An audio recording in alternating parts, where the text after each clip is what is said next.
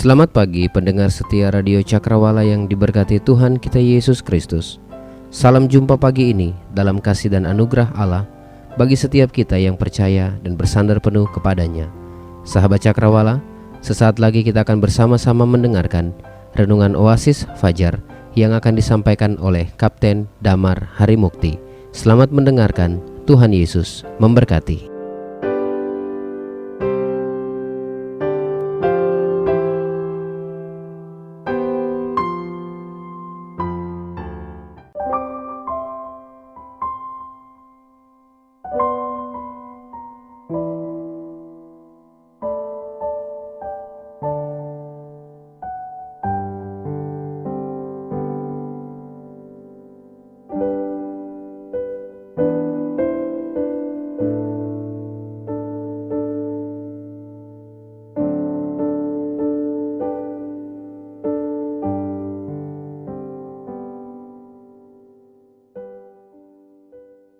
Haleluya, salam sejahtera untuk saudara sekalian, pendengar setia Radio Cakrawala dimanapun saudara berada. Saya sangat senang karena bisa berjumpa lagi dengan saudara sekalian yang setiap hari menantikan kekuatan dari Tuhan melalui program Oasis Fajar di 89,2 FM dan di akun YouTube Radio Cakrawala Palu. Dalam beberapa hari ke depan, saya masih akan memberikan renungan yang diambil dalam Markus 6 ayat 30-44 dengan judul perikop Yesus memberi makan 5.000 orang. Namun sebelumnya, saya kembali mengundang Bapak Ibu, Saudara sekalian untuk menundukkan kepala kita satu di dalam doa.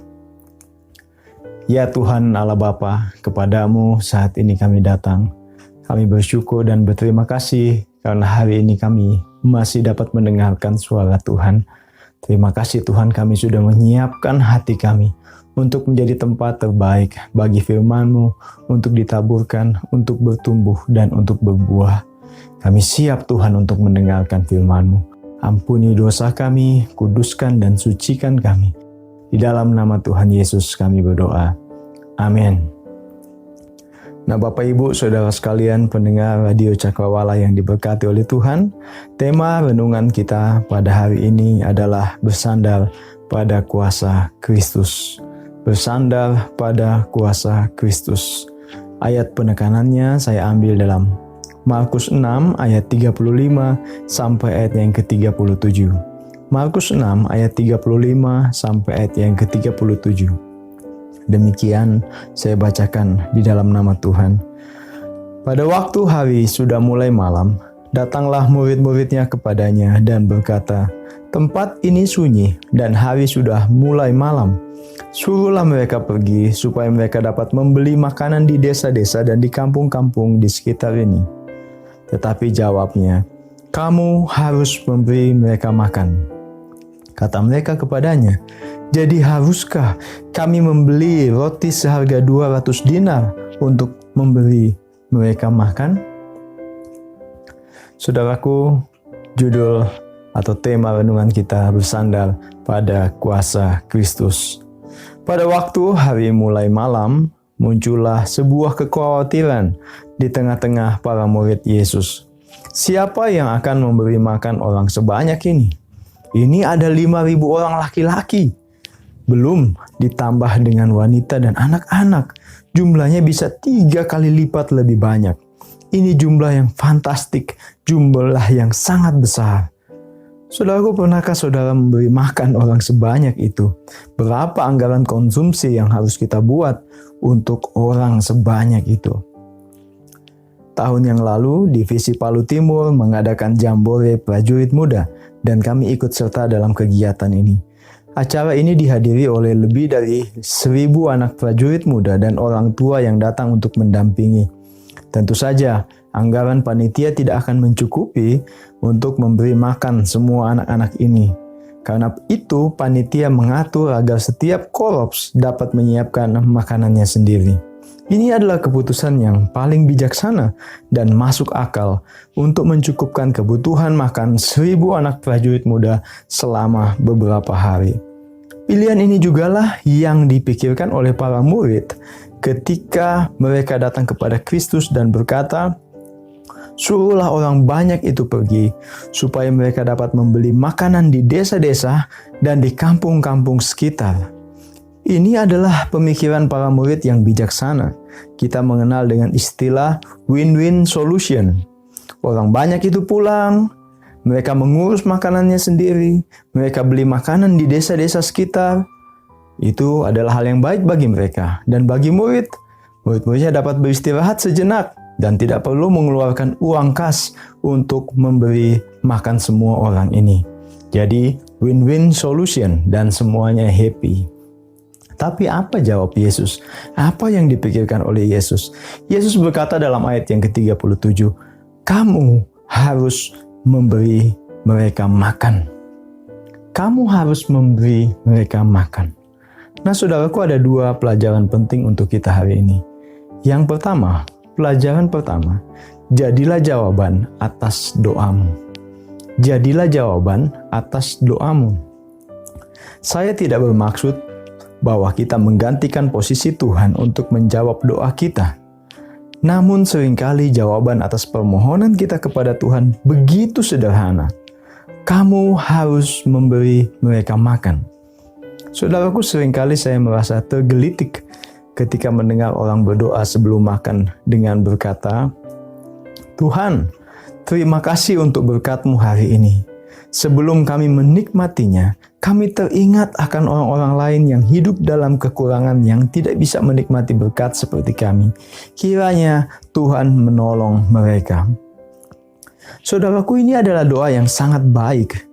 Namun, kalau kita hanya mengingat orang yang berkekurangan, itu tidaklah cukup. Tetapi kita harus melakukan sesuatu untuk orang yang berkekurangan yang dimaksudkan dalam doa kita itu. Kalau setiap makan kita berdoa seperti itu, tapi kita tidak pernah melakukan sesuatu untuk menolong orang yang berkekurangan, maka kita adalah orang yang egois. "Tuhan, tolong gereja saya. Sepertinya kami kekurangan guru sekolah minggu. Kirimkan siapa saja Tuhan, asal jangan saya, karena saya sering terlambat bangun. Tuhan, tolong tetangga saya. Sepertinya dia sakit. Dia tidak punya siapa-siapa. Kirim orang lain untuk melihat keadaannya Tuhan. Maaf Tuhan, saya tidak mau melihat dia, karena saya masih sakit hati. Kemarin statusnya di Facebook menyinggung saya Tuhan. Tuhan, tolong cukupkan kebutuhan anak-anak di LKSA Sejahtera dan Kalawara. Kemarin kami memang baru habis panen Tuhan, tapi biar orang lain saja yang lebih mampu yang menolong mereka." Saudaraku, saya pikir bukan seperti itu doa bekerja. Karena seringkali kita adalah jawaban dari doa-doa kita. Ketika murid-murid bertanya dan memohon kepada Tuhan Yesus untuk mencari solusi bagaimana orang-orang ini bisa pulang dan makan, Yesus berkata, "Kamu yang harus memberi mereka makan." Saudaraku, saya bangga ketika melihat orang-orang muda yang berani menjadi jawaban doa bagi mereka yang membutuhkan. Saya sering melihat di postingan media sosial bagaimana anak-anak GPS mau turun ke jalan, mau turun tangan untuk mengumpulkan dana, kemudian membantu orang-orang yang membutuhkan. Itu adalah sebuah kesaksian yang hidup.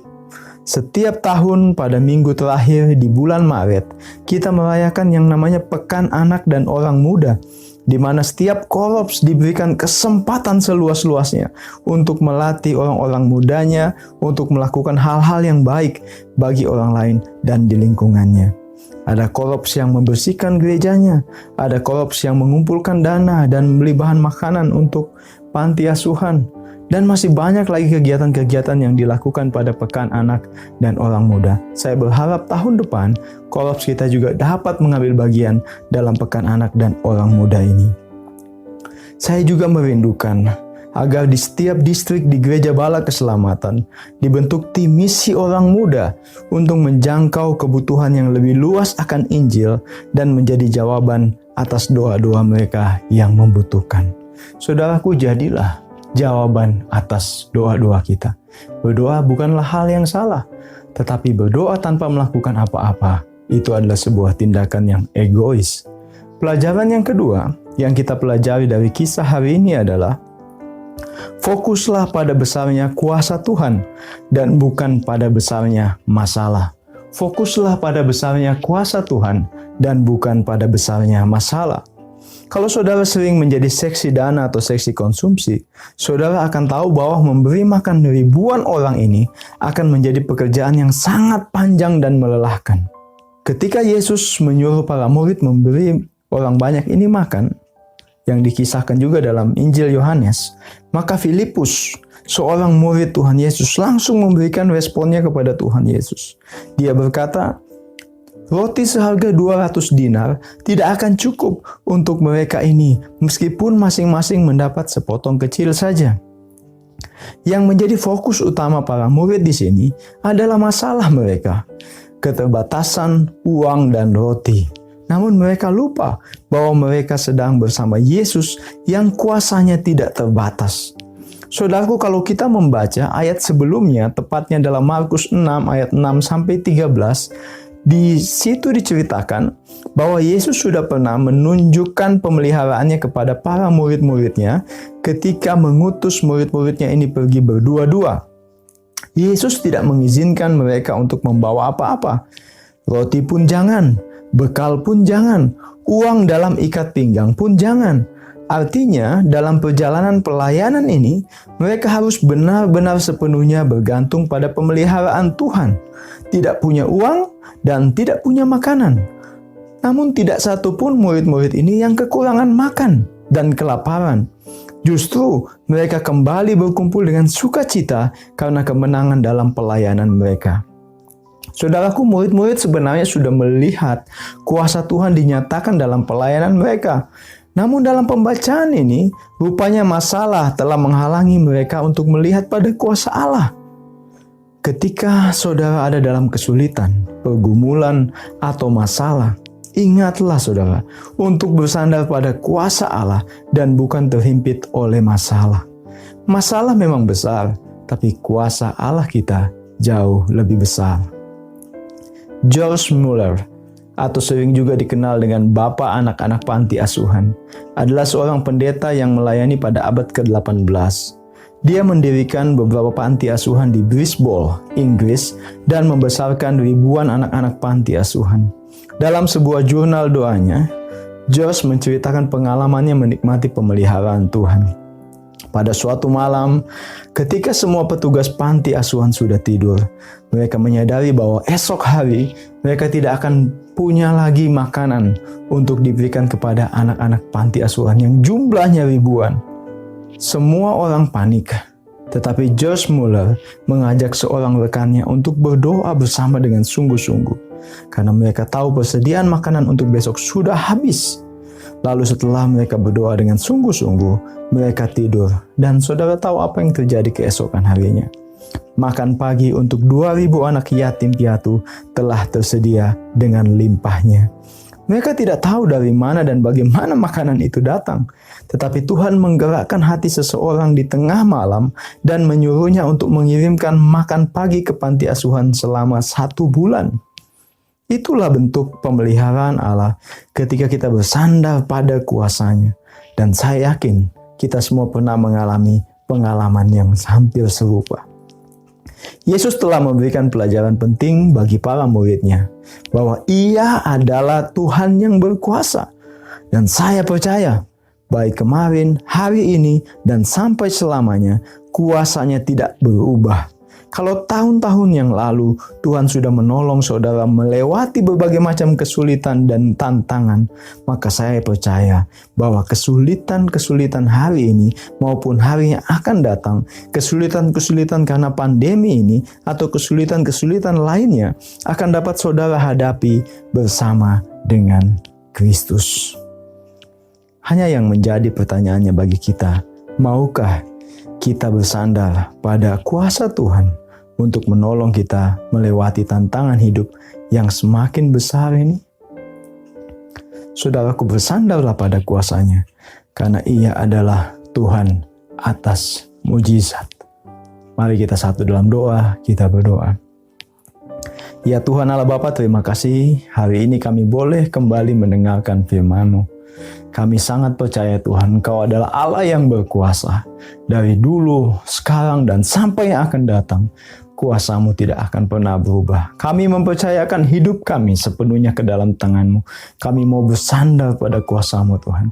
Kalau kami melihat kiri kanan kami melihat banyak masalah, banyak ketakutan, banyak kekhawatiran kami Tuhan. Namun ketika kami memandang akan Engkau Tuhan, kami boleh melihat ada pertolongan. Engkaulah sumber keselamatan kami. Dan kami mau mempercayakan hidup kami, hidup anak-anak kami, hidup suami kami, hidup istri kami, hidup seluruh keluarga kami ke dalam tangan-Mu. Kami percayakan hari ini Tuhan. Dan kami percaya bahwa Engkau, kuasa-Mu akan selalu nyata, melindungi dan menjaga kami. Terima kasih Bapa. Kami percaya pada kuasa-Mu. Kami percaya pada pertolongan-Mu. Di dalam nama Tuhan Yesus kami berdoa. Amin. Bapak Ibu yang diberkati oleh Tuhan, demikian renungan hari ini sampai di sini. Dan besok kita akan berjumpa lagi pada gelombang frekuensi radio yang sama, akun YouTube yang sama, dan kita akan mendengar lagi renungannya akan menguatkan kita. Haleluya.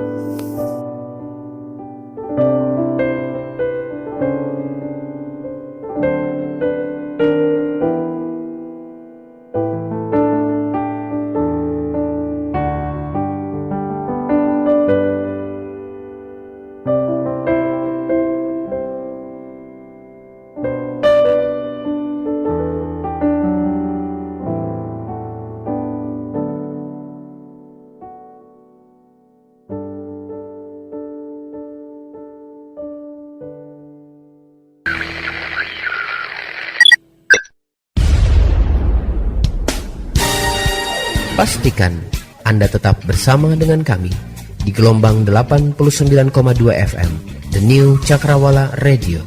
God bless us.